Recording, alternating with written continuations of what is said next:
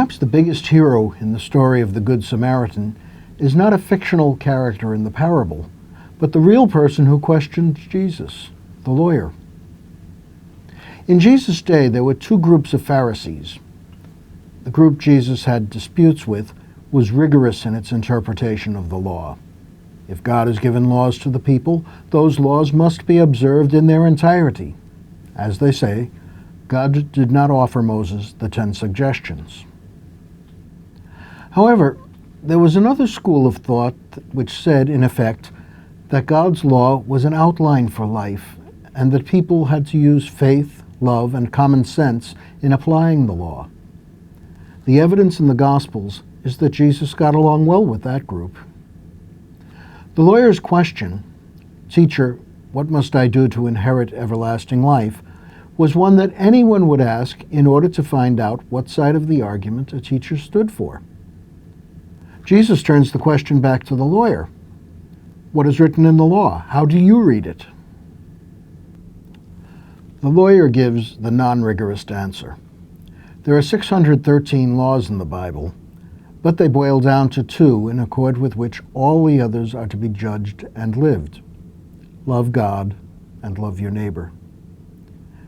Jesus commends the lawyer, showing which side he himself tended to favor, though he later says, in effect, that it too is wrong.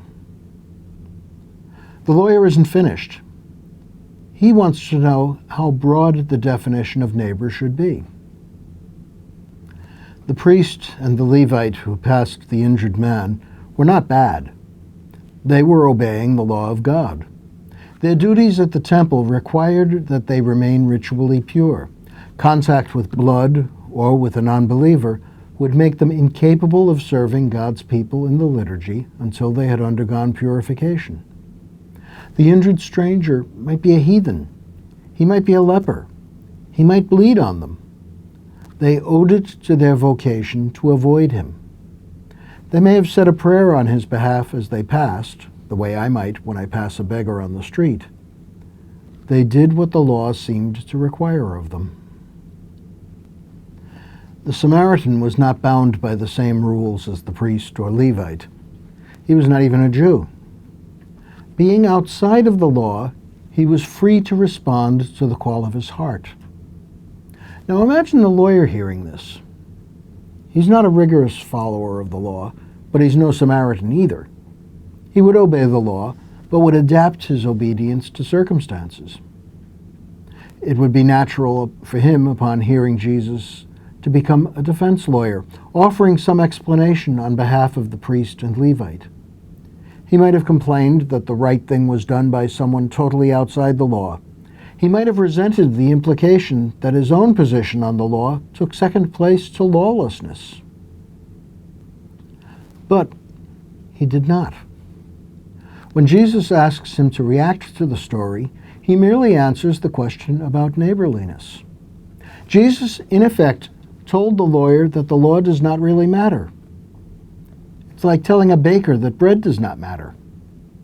The lawyer did not dispute that. He was a hero. He was ready to be told by Jesus, "Go and do the same." What about me? Do I live by the rules? Do I look at every situation and ask what the law of God or the church or the laws and customs of my society demand of me? Do I run my life according to the unwritten law of what will the neighbors think? Do I decide that my role as student, worker, spouse, parent, priest, man, woman, or child should be the main consideration when I'm faced with a situation that demands some response from me? Jesus ran afoul of the religious authorities, in part because in their dispute among themselves about how to live the law, he did not take sides so much as he rejected the whole premise of the argument.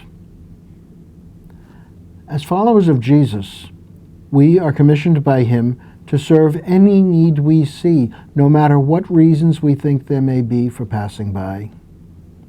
When it comes to our brothers and sisters at the side of the road we travel through life, absolutely nothing should hinder us in being brothers or sisters, neighbors to them.